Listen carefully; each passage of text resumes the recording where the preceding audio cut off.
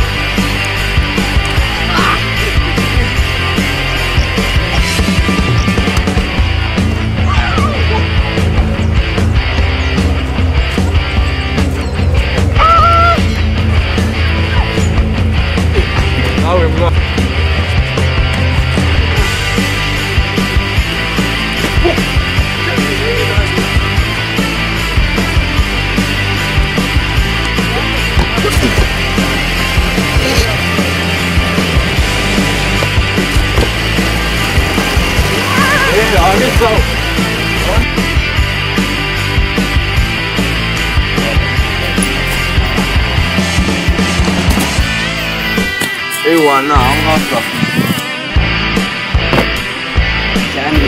niko bimeze ako kana natwe aho nako tubakana ubwo yarakora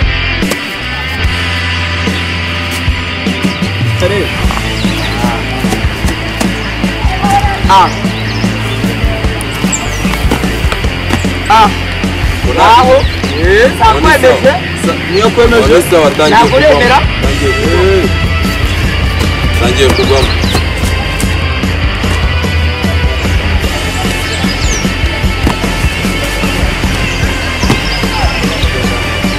Binagarizo byatuzanya. Ubu namwe mubashisha.